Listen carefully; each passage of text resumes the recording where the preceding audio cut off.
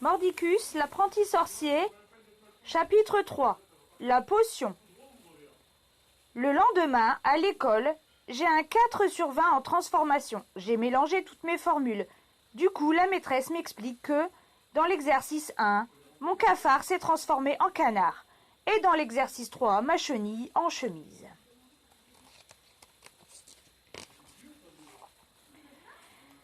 Ça fait bien rire toute la classe. Mais le soir, papa, lui, ne rigole pas du tout quand je lui annonce ma note.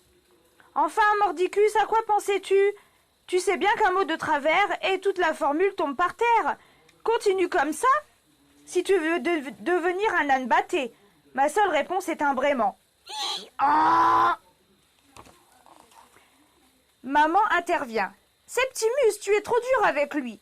Ce n'est pas en étant chouchouté ainsi qu'il fera des efforts, Octavia, réplique papa. Que cela lui serve de leçon. Mais je ne l'ai pas fait exprès.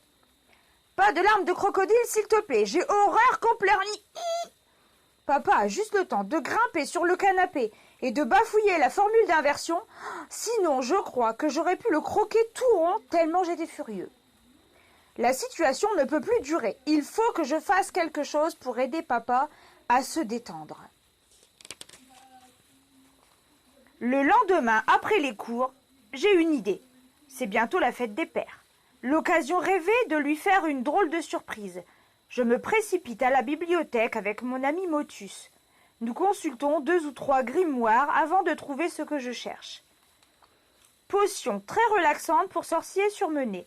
Exactement ce qu'il me faut. Motus fait la grimace. Oui, mais regarde, il est écrit que tu dois y mettre des feuilles de lotus et de nénuphar. Où trouver ces feuilles-là? Sûrement pas entre les poils d'un balai. Ah, mais bien sûr, dans le marécage de mamie. C'est un vrai paradis pour les plantes aquatiques.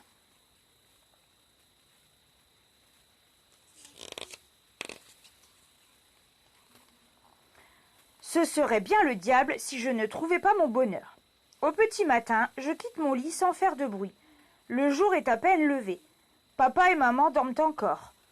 Arnaud, mon crapaud, ronfle comme un camion. En me dépêchant, je peux être rentrée pour le petit déjeuner. Mon BTT, mon balai tout temps dernier modèle, me propulse en 4e vitesse chez mamie. Tout à coup, une sonnerie retentit dans ma tête. On m'appelle par télesprit. Ce sont mes parents.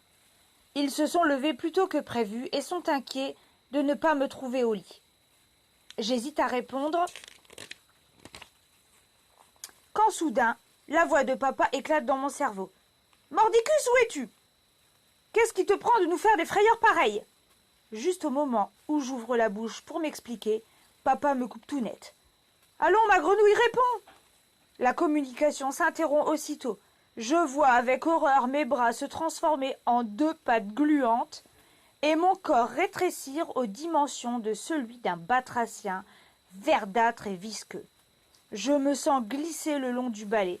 J'essaie de crier. « Au secours !» Je lâche prise et je commence à tomber.